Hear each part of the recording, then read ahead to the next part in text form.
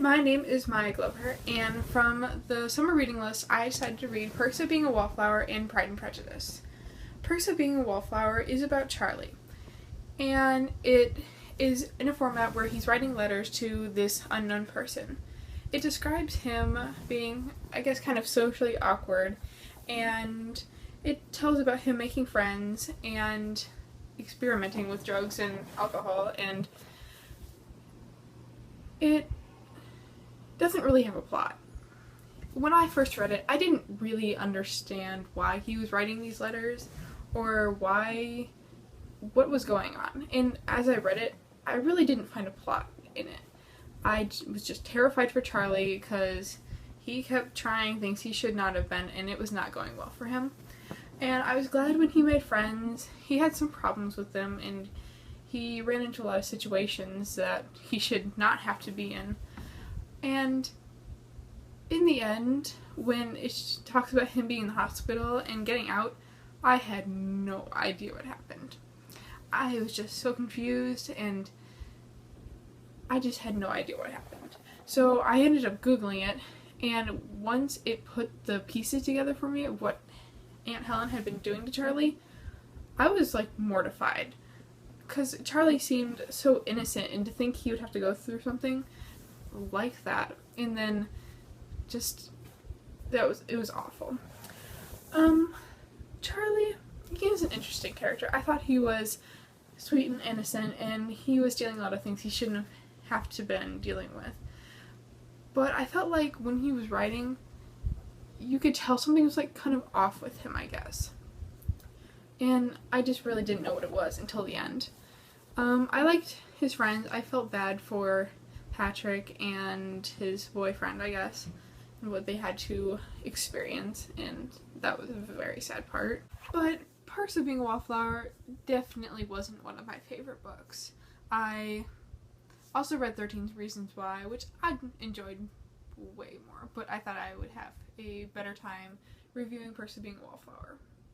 So out of 10, I'd probably rate it about a 5. I also read Pride and Prejudice, which I really enjoy.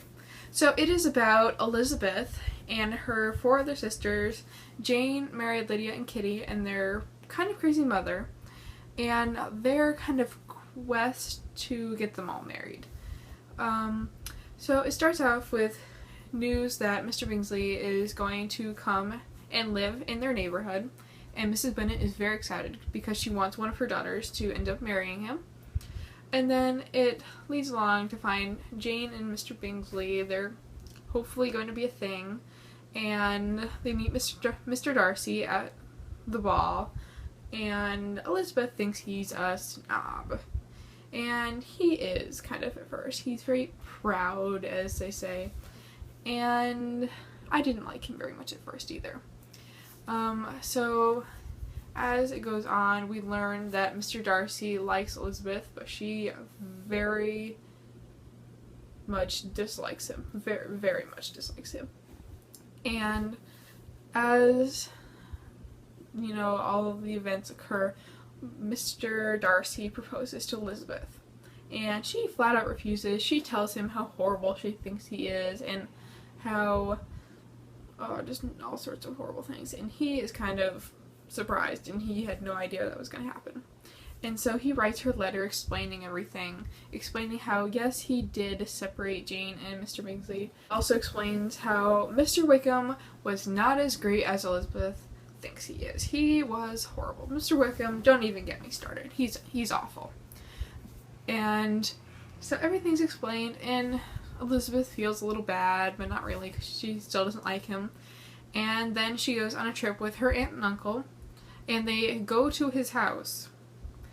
I don't know what she was thinking, but they go to his house, and the housekeeper talks about how wonderful he is, and she's just like, yeah, I guess, kind of.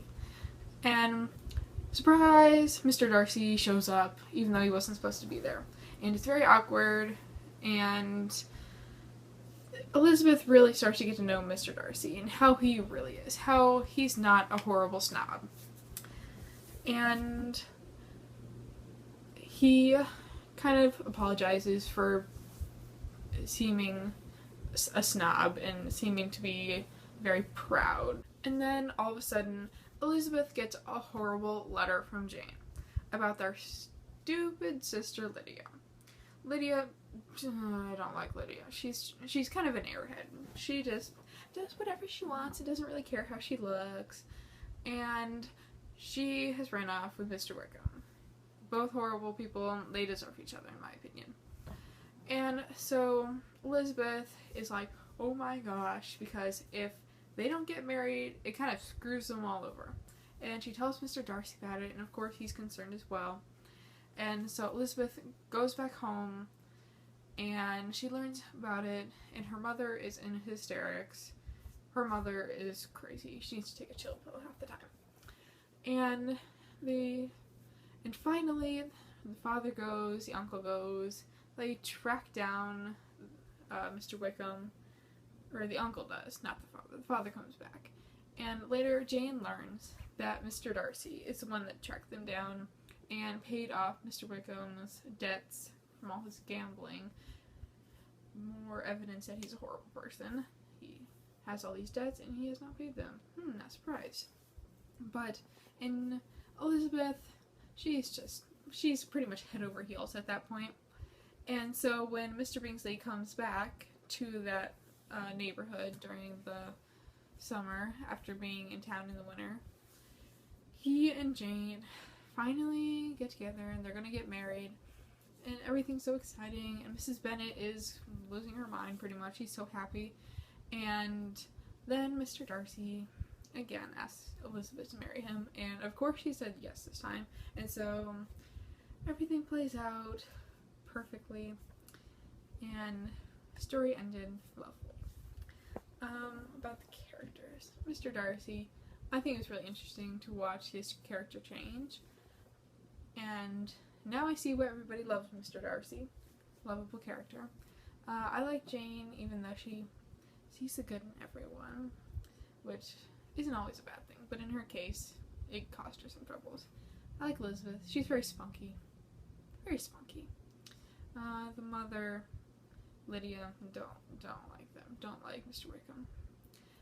I'm glad they fixed Kitty, that she wasn't going to turn out like Lydia. And I like Mr. Bennet.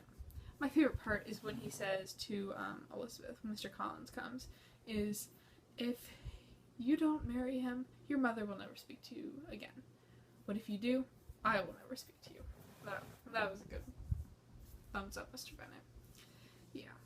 In the end, I'd probably rate Pride and Prejudice probably a 9 out of 10, just because I really could have done without all of the drama on Lydia disappearing, about how the father goes, he comes back, but that's minor detail. I really enjoyed it. Percy Being a Wallflower would not make my list of recommendations to other people, but Pride and Prejudice definitely would.